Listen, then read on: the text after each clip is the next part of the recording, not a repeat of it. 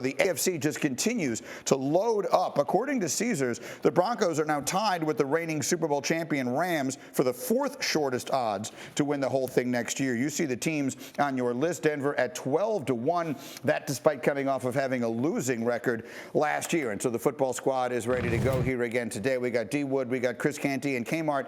I will start with you. The idea was floated. Is it possible the AFC is too loaded? Is it too top heavy for its own good? What do we think of the conference? Rainey, could we have too much good football? Too many good quarterbacks? Like, why are we complaining about this? No, I think it's great. I'm all for having several great quarterbacks in one conference. The only downside is because there's so many good teams, good quarterbacks, there's going to be somebody, Joe Burrow, Josh Allen, Patrick Mahomes, somebody's going to be on their couch when the playoffs start and when we get to deep in the playoffs. And that, to me, is the shame of it all. But, Greeny, I will not complain over these 18 weeks about seeing great quarterbacks go at it. No, for sure. And, you know, what it really does become is the haves and the have-nots. Oh, yeah. And there are some big names, some sort of typical heavyweight contenders that right now are listed under the have-nots. And so, Chris Canty, I would mention both Pittsburgh and Indianapolis as teams that feel as though they need to make quarterback moves in order to be able to compete in this jam-packed conference. You're looking at Indy and you have an idea for something they could do to put themselves in this mix? Absolutely. A name that's been floated out there is Kirk Cousins as a potential trade target for the Indianapolis Colts. Kirk Cousins is in the final contract year of his deal out in Minnesota. And when you think about it, $45 million cap hit, $35 million in yearly cash, it seems like it would be a deal that Minnesota would be interested in because teams typically don't let quarterbacks go into the season as a lame duck. And if they're not going to extend them, which they don't seem like they're positioning themselves to do, then potentially looking at what you could get for Kirk Cousins from the Indianapolis Colts, a team that's desperate for a quarterback, makes all the sense in the world. Well, that's a fascinating one to me. Let's live in that one, and we'll come back to Pittsburgh a little bit later. But D. Wood, if I put Kirk Cousins on the Colts right now, and we'll have to see what they have to give up, but I mean, it won't be Jonathan Taylor in order to get him. Do the Colts then go into the conversation with the Denvers and the Kansas Cities and all the best teams in the AFC?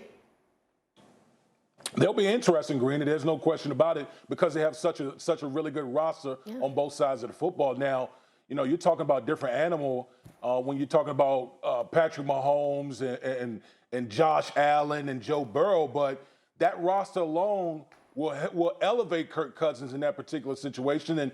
And we've seen, you know, General Manager Chris Ballard, he's just been swinging at the bat as far as the quarterbacks. We've seen Jacoby Brissett.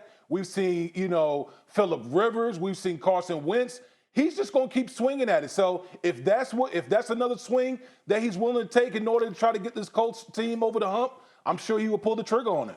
The ripple effect of Andrew Luck's early retirement has continued to be felt in Indy, and they still haven't figured it out. I want to remind everyone as we have this conversation, free agency has not yet begun. It feels like all these moves have been made. Free agency has yet to begin. So these things are coming, Kmart. Oh, is this one, is Indy a team that you have an eye on as far as the quarterbacks? Yes, it has to be. It has to be just because of how good their roster is. And what I find fascinating about the Colts is because they've made so many moves, they don't have any first-round picks. You know, they gave up a lot to get Carson. And Chris Ballard has been lauded for how he's put this team together.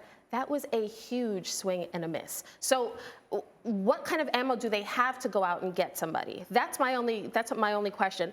But to me, I think this is a team that put a Marcus Mariota there. Like if you're gonna go, you know, put Jimmy Garoppolo there. Like that. Like this is a team that is strong enough where they can just put in a guy that maybe it's not Kirk Cousins, maybe it's somebody else, but they have enough pieces where you don't have to. You can get somebody that may be in the next tier and still be competitive. And you just need a guy that's not going to throw an interception in his own end zone with 1:20 on the clock in a tie game. That's all. Well, according to some of the reports that are out there, Chris Ballard is a little uncomfortable with Jimmy Garoppolo's health situation because he's a guy that hasn't proven to be able to stay healthy for long stretches of time. Yeah. And he's tired of putting a Band-Aid on the quarterback position. He wants a guy that can be in place for the next decade or so. And it seems like there are very few options that necessarily check that box. We'll see. Let me leave it there for the moment. I'll just remind everyone they traded a number one for Carson Wentz and have now traded away Carson Wentz before they had a chance to use that pick. That's how badly things have gone. Thank you for watching ESPN on YouTube. For live streaming sports and premium content, subscribe to ESPN+.